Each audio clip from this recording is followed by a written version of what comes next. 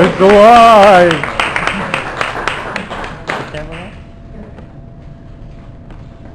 Thank you very much, Clifford. That was a beautiful introduction. I didn't deserve it, though. You know, a funny thing happened to me today before I came to the staircase. I watched the news. Exactly. Now, it came to me in two forms. Magically through the air to my high-definition digital television set. And it came to me all across the world through a network of wires called the World Wide Web, to my personal computer through the internet. You know, we take these for granted, you know. A couple hundred years ago, they didn't have any of this stuff. You know how they got their news? From the town crier. Now, I've never met a town crier before, but I always kind of imagined him looking something like me, sort of a big, sort of middle-aged, overweight guy with a balding head and a really loud, booming voice. And he would go to the town square periodically, and he would yell something like, 2 o'clock and all's well!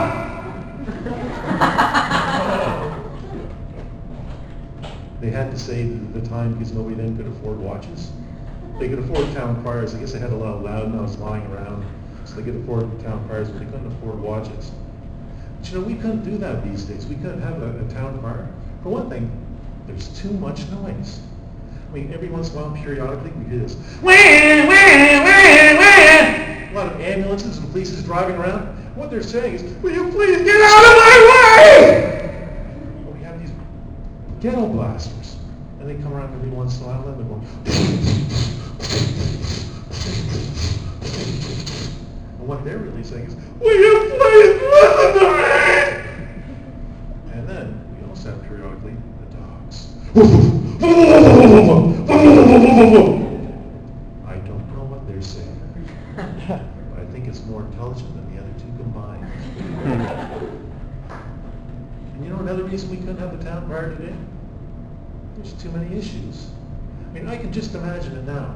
The town crier going up there, 2 o'clock, 0 minutes and 5 seconds. The city hall is in debt another $10,000. 2 o'clock, 0 minutes, 6 seconds, and little Steve's whacking off again. 2 o'clock, 0 minutes, 7 seconds.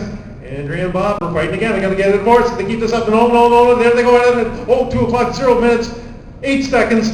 And Sheila's eating that sugar stuff that's going to give her diabetes. I just can't keep up. There's just too much. So I just speed it up. 2, 0, 9, 10. Don't stop smoking that dope! 2, 0, 1, 2. Stop spending on that stupid shit that you can't afford! 2, 0, 9. Stevie, stop buying that magazine again! Oh, Stevie. It's just too much, you know? It's just too much. What about newspapers? I mean, a lot of kids in the audience probably don't even know what a newspaper is. It's this little dead hunk of wood that they pay kids to deliver. Nobody else really reads it. And I'm pretty sure that pretty soon all our news is going to be electronic, either in some form or another. I get most of my news from two sources, the TV or the internet. From the internet. The U.S. federal government's debt is $200 trillion, according to the IMF. $200 trillion? That's a lot. That's $600,000 for every person in the U.S.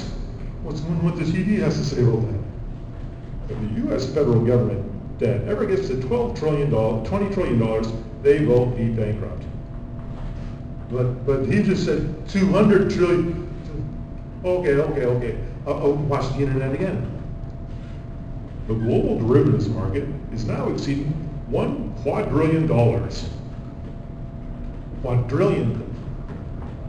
Quadrillion, billions, trillions, billion. What is Carl Sagan economics? I can't get this. Okay, a billion. Okay, that's right. If every billion persons in the civilized world gets $1 million, that's $1 quadrillion. When we sell these things, we're gonna be rich. I'll have $1 million. You'll have $1 million. We'll all have $1 million. We'll be the bare naked ladies without the music. Yeah. It'll be great. What's the TV say? U.S. federal housing market, mortgages are up underneath the waterline by 25% and rising. And the Canadian market is not far behind. Okay, so let me get this straight. We're all millionaires, but we're homeless. I know what we can do. We can make houses of money. We can make sleeping bags of money. We can do this. We can do it. Yes. Yes. So I watched the internet. There's an old nun being frisked at the airport by illegal aliens working at minimum wage. On the TV, if your erection lasts for more than 4 hours, please see your physician. Ooh, they got a cure for that? They're about 30 years late in my case. I mean, there was a time I could have used that cure, but no, not so much, you know. Oh. So on the internet, the United States is preparing for another revolution.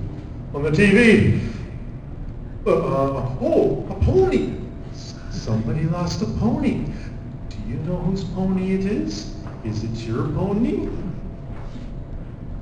No. It's not my pony. Oh. On the internet. Buy gold, buy food, buy guns. On the TV, buy yogurt. It's good for your body. Shampoo will make your hair shiny. Oh dear. Oh well, on the TV, WikiLeaks has leaked 250,000 cables for public disclosure. Ooh, take a look at this. On the internet, I don't get that website. I'm not part of the public they're disclosing to. Oh well, you know, I don't think anybody really knows what's happening. Nobody but God. But I know one thing. If there was a town crier today, he'd be saying, "Get me out of here!" Thank you very much. You're telling me the audience. All right.